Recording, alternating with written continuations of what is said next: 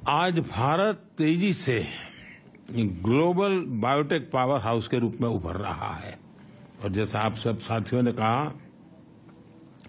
भारत में biopharma research promote करने के लिए एक फर्टाइल इकोसिस्टम है। भारत में बड़ी संख्या में साइंटिफिक टैलेंट पूल तो है ही है। भारत का बड़ा और डाइवर्स जीन पूल भी है। भारत की विशालता और विविधता, ये मैं समझता हूं कि वहां एक बार कोई चीज पायोनियर रही है और उसमें प्रयोग हुए हैं तो वो दुनिया में कहीं पर भी वो लागू हो सकते हैं। इतनी विशालता और विविधता वहां भरी पड़ी है। एफोर्डेबल रिसर्च की पॉसिबिलिटी भी है और एफोर्डेबल मैन्युफैक्चरिंग और एश्योर्ड क्वालिटी भी है।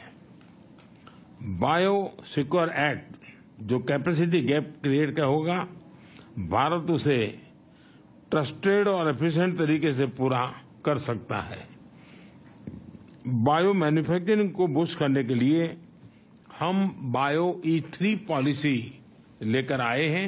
आपके साथ ध्यान में आया होगा, पिछले सप्ताह ही मैंने मेरी कैबिनेट में बायो E3 की पॉलिसी हम लेके आए हैं और एक बहुत फ्यूचरिस्टिक पॉलिसी हमने बनाई है।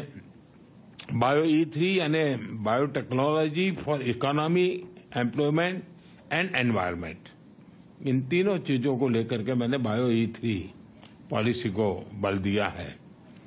2030 तक भारत की बायो इकोनॉमी बढ़कर $300 बिलियन की होने की हम संभावना देखते हैं।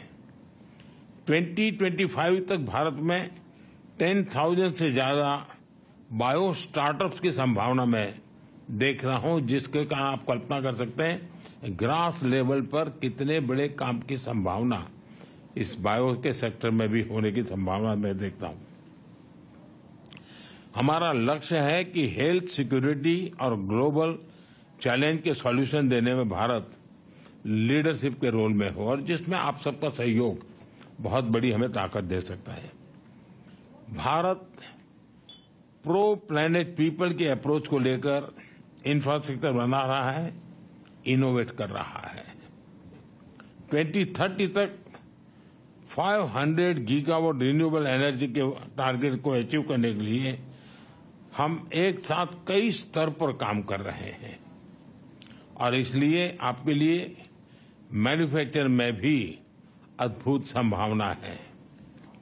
फ्रेंड्स, आत्मनिर्भर और सशक्त भारत की विकास यात्रा में आप सभी को मैं एक सहयात्री के रूप में, एक सहभागीदारी के रूप में हमेशा मानता हूं, देखता हूं और उस प्रकार से हमारी यात्रा भी रही है, आप सबका अनुभव भी है। और मुझे विश्वास है कि भारत और अमेरिका की टेक कंपनीज मिलकर ग्लोबल चैलेंजेस के समाधान से में अहम रोल निभाएगी। मेरी टीम आपके जो सुझाव मिले हैं उसको भी और आपने जो एक विश्वास व्यक्त किया उसको भी हम उसको बड़ी गंभीरता से लेते हुए आवश्यकता